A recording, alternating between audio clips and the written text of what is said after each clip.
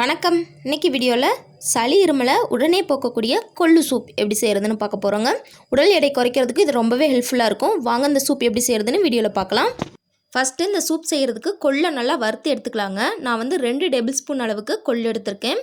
இதை நல்லா வாசனை வர்ற வரைக்கும் மீடியம் ஃப்ளேம்லேயே வறுத்து எடுத்துக்கலாம். கருகிராமல் நல்ல ஒரு வாசனை வர்ற வரைக்கும் இதை இந்த மாதிரி வறுத்து எடுத்தாச்சு. இது ஆறுனதுக்கப்புறமா இதை மிக்சி ஜாரில் சேர்த்து அரைச்சி எடுத்துக்கலாங்க. மிக்சி ஜாரில் சேர்த்து 1-2 கொரகொரப்பாக இருக்க மாதிரி இதை அரைச்சி எடுத்துக்கலாம். கொள்ளை இந்த மாதிரி 1-2 கொரகொரப்பாக இருக்க மாதிரி அரைச்சி எடுத்தாச்சு. இப்போது சூப்புக்கு தேவையான மற்ற பொருட்கள் எல்லாம் ரெடி பண்ணி வச்சுக்கலாம். அதுக்கு வந்து ஒரு 4 பல்லு பூண்டும் ஒரு 5 சின்ன வெங்காயத்தையும் உரித்து வச்சுருக்கேன். இதை வந்து 1-2 அந்த மாதிரி தட்டி எடுத்துக்கலாங்க. அதுக்கப்புறம் ஒரு மிக்சி ஜார் எடுத்துக்கிட்டு அதில் வந்து ஒரு தக்காளியை போட்டு நல்லா அரைச்சி எடுத்துகிட்டு வந்துடலாங்க. இந்த மாதிரி நம்ம தக்காளியை பேஸ்ட் பண்ணி எடுத்தாச்சு. இப்போது ஸ்டவ் ஆன் பண்ணி ஒரு குக்கர் அடுப்பில் வச்சு அதில் 1.5 டேபிள் ஸ்பூன் அளவுக்கு நல்லெண்ணெய் சேர்த்துக்கலாங்க. இந்த எண்ணெய் நல்லா சூடானதுக்கப்புறமா இது கூட நம்ம 1/2 டீஸ்பூன் போல் சீரகம், அதுக்கப்புறம் 1/2 டீஸ்பூன் போல் மிளகு சேர்த்துக்கலாங்க. சேர்த்துட்டு இதை நல்லா வந்து பொரிய விட்டுறலாம்.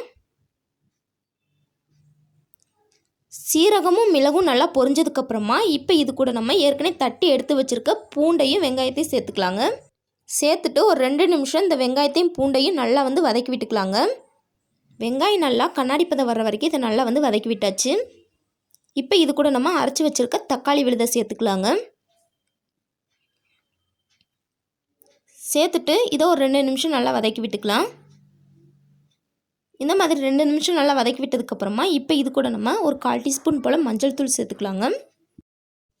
அதுக்கப்புறம் ஒரு 1/2 டீஸ்பூன் போல் மிளகுத்தூள் சேர்த்துக்கலாங்க. சேர்த்துட்டு இதை நல்லா மிக்ஸ் பண்ணி விட்டுறலாம். இந்த அளவு நல்லா மிக்ஸ் பண்ணி விட்டதுக்கப்புறமா இப்போ சூப்புக்கு தேவையான அளவு தண்ணி சேர்த்துக்கலாங்க. நான் வந்து 3 கப் அளவுக்கு தண்ணி சேர்த்துக்கிறேன். அதாவது 3/4 லிட்டர் அளவுக்கு தண்ணி சேர்த்துக்கிறேன். தண்ணி சேர்த்துட்டு இந்த சூப்புக்கு தேவையான அளவு உப்பு சேர்த்துக்கலாங்க. அதுக்கப்புறமா நம்ம ஏற்கனவே அரைச்சி வச்சுருக்க கொள்ளு பொடியை இதோட சேர்த்துக்கலாங்க. சேர்த்துட்டு இதை நல்லா மிக்ஸ் பண்ணி விட்டுறலாம்.